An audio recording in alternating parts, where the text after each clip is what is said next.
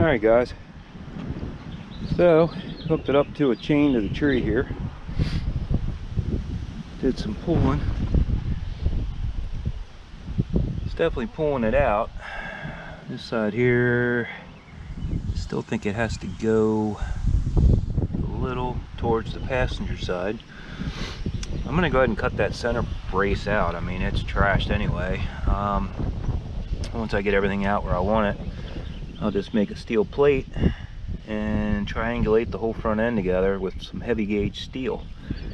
Should be stronger than this little flimsy piece anyway.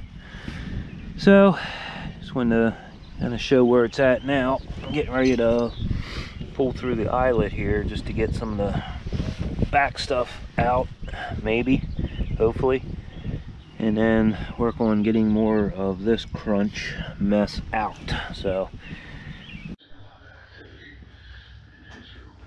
well, gonna go ahead and pull the engine, tranny, and transfer all in one shot.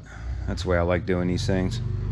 To me, it's a lot easier. Just pull the whole damn thing out, and where you can wash everything one shot. I'm gonna go ahead and rebuild the engine, even though it's only got 146,000 miles.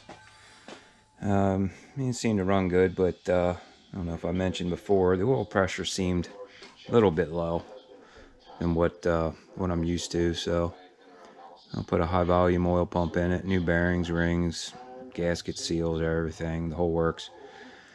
That way I know what I got. So I'm in it this far, I might as well do it right. And put seals in the tranny, drive shaft seals and all that. Make sure I don't have any oil leaks.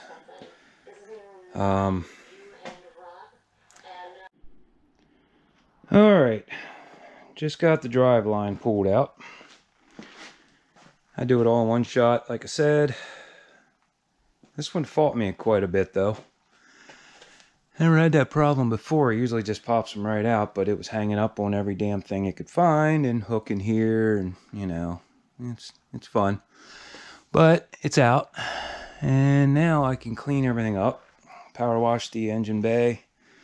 Found out the motor mount was bad. I'd say that was probably needing replacing. So we'll put new ones in. So I'm gonna go ahead and mount this on a cart, roll it down so I can power wash it, and then split the engine and get it on the stand, start tearing it down. Alright, so I got the engine tore down. Decided to go with Kawasaki green just because. I'm gonna get just laid the main bearings in. Everything looks pretty good inside. The bores are good, right on. Cam bearings look alright. Got the tranny and transfer sitting there. I'm gonna place the seals in this as well while it's out. So, looks like during the accident, it cracked the timing cover. So I had to get another one of those. Piles of parts here. So I went to put the bottom end together here and open up the box. And somehow, this is broke from new. Still pliable, silicone. How that splits beyond me, but now I gotta wait to hear what they're gonna do to replace it. So I can't put the rear main seal in and start putting it together yet till I find out. So now everything's on hold yet again. Well, we got the rotating assembly in, got all the pistons in, new rings, main bearings, rod bearings, new timing chain. Everything's buttoning up now. Getting ready to put the timing chain cover on, oil pump.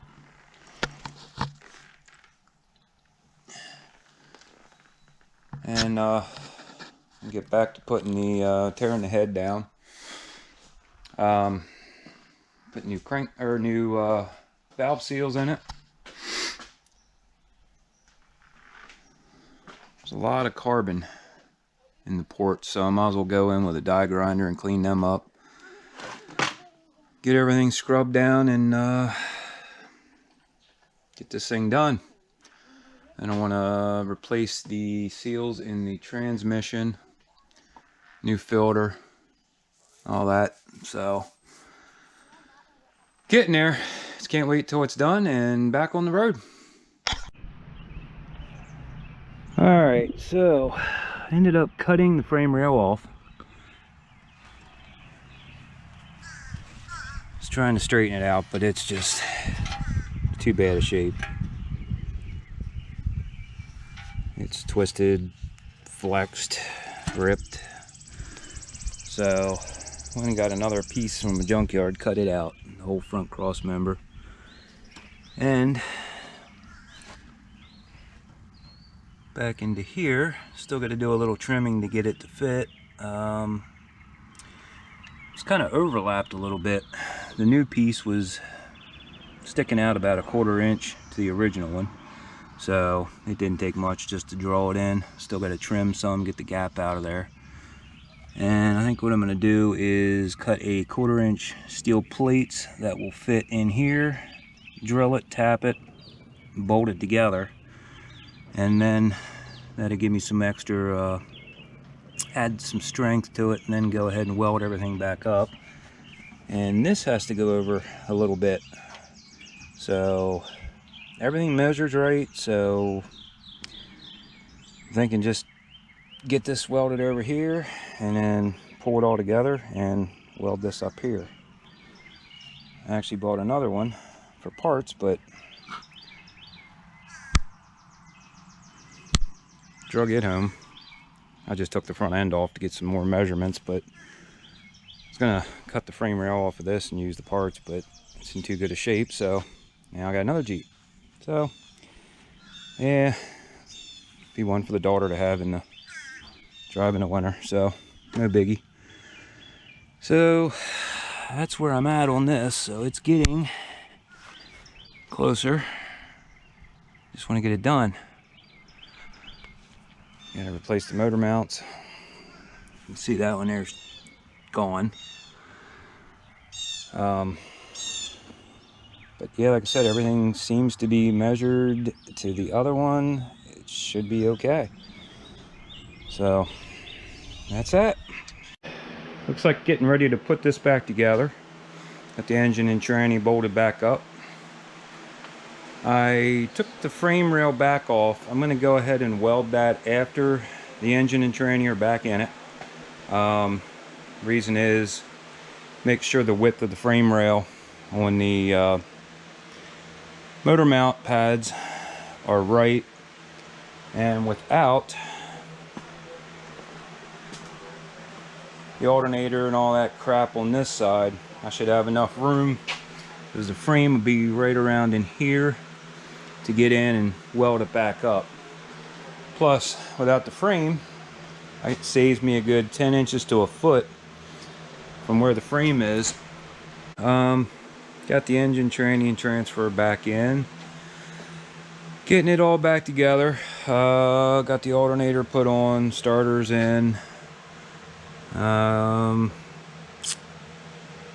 a lot of the wiring on this side hooked up.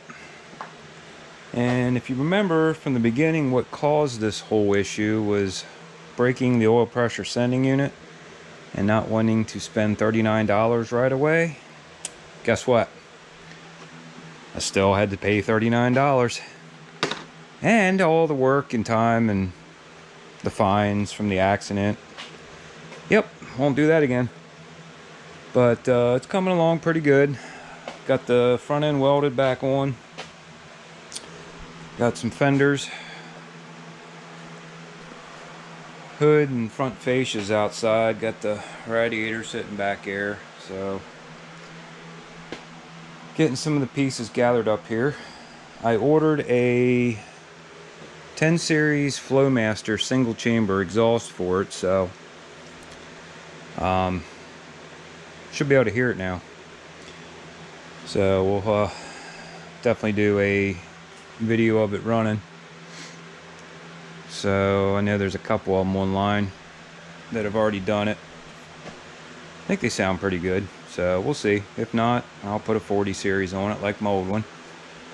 But it's coming along, so I'm hoping to have it started up in 2 days. So tomorrow I'll get the exhaust manifold on it. Still got to clean up the intake, tear the ejectors out, clean them all up, clean the intake out. Got a couple little parts here yet, but getting there.